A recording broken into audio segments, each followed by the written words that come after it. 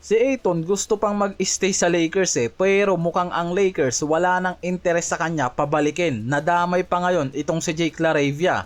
Base kasi sa report, top priority ng Lakers makuha ngayon itong si Walker Kessler.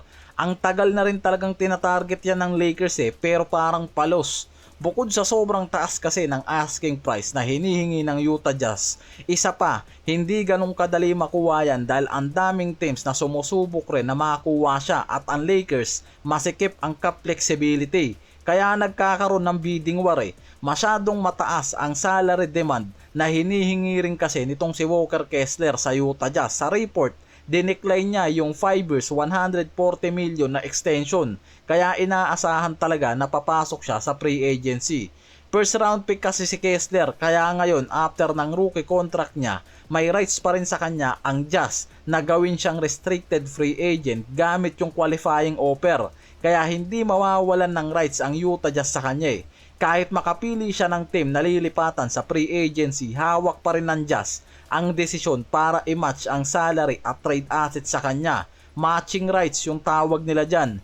Kaya kahit interesado ang Lakers sa kanya sa free agency, kailangan pa rin nilang kumbinsihin ang Utah Jazz para makuha itong si Kessler. Kailangan lang ng trade asset at draft capital para makumbinsi. Pwede na yan ma-acquire ng ibang team lalo't nag-decline siya ng contract kaya possible umalis talaga ang option niya sa Utah Jazz. May rights at first refusal kasi ang Utah Jazz. Kung ayaw nilang mawala si Kessler, tataasan lang nila ng bahagya yung unang contract nila na dinecline mismo niyan. Pero kung sapat yung trade offer ng mga team kay Kessler, possible bitawan nila yan 4 years 150 million kasi at nasa 37 million yung range ang madalas banggitin ng mga analyst bilang possible offer mula sa ibang team na desperado na makakuha itong si Kessler katulad nga nitong Lakers. Possible din na umabot sa 38 to 40 million per year siya. Ang magiging demand ng kampo ni Kessler depende nga raw sa magiging usapan.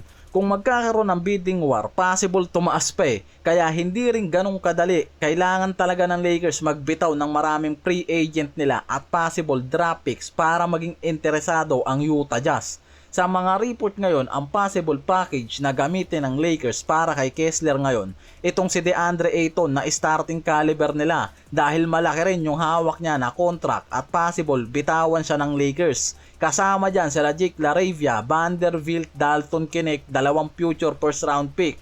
Yung kontrata kasi ni Ayton, Vanderbilt, LaRavia, Knecht may total na 54.5 million pa. Yan yung sobra pangaraw na pwedeng gamitin nila sa trade dito kay Kessler. Kung maa-acquire nila yan isa pa, merong pang draft picks ang Lakers na gagamitin dito dahil based sa report, gusto ng Utah Jazz ng draft capital kung bibitawan man nila sa trade itong si Kessler. Win-win situation talaga yung gusto ng mga to Based naman kay Jake Fisher, Mark Stein at Sportsnet, meron ng legit trade discussion na nangyayari sa pagitan ng Toronto Raptors at LA Clippers kay Kawhi Leonard pero wala pang official trade. At ang package na binabanggit dyan, possible scenario pa lang. Hindi pa official na offer to Sa report kasi, possible gamitin ng Toronto Raptors si Brandon Ingram, Grady Dick, 2027 first round pick nila at 2029 first round pick para makuha lang si Kawhi Si Ingram kasi nasa kontrata pa na umaabot sa 40 million sa Raptors, samantalang si Kawhi kikita naman ng halos 50.3 million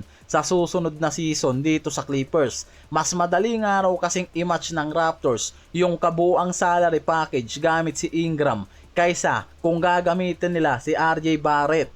Hindi pa determine ang Clippers na ititrade si Kawhi Mas gusto pa rin ng organization na manatili si Kawhi kung pwede lang. Pero depende pa rin nga raw yan kung gusto rin naman mismo ni Kawhi na mag-stay sa kanila Ang sitwasyon kasi niyan, nakakaapekto rin dahil sa NBA investigation sa kanya at sa team owner. Kaya hanggang ngayon wala pang final decision sa mga yan Nag-uumpisa pa lang ang Toronto Raptors, ang Dallas bigla na ring sumali kay Kawhi. Sa report kasi, bigla ring tumaas ang interest ng Dallas Mavericks na i-acquire si Kawhi oras na pumasok ang off-season.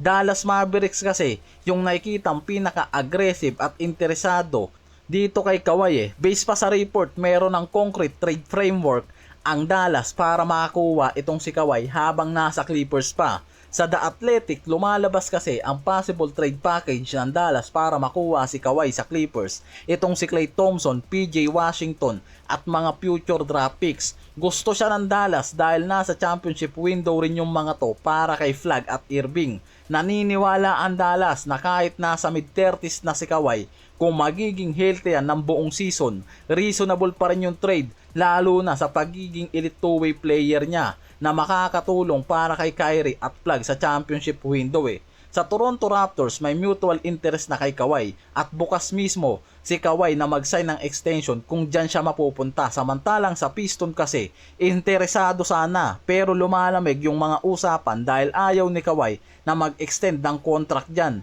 Samantalang ngayon ang Dallas yung pinaka-interesado naman dyan at balak mag-offer ng mas mataas na draft capital, makuha lang si Kawhi Kahit may mutual interest na sa pagitan ng Toronto, sumusubok pa rin ang Dallas na makakuha si Kawhi.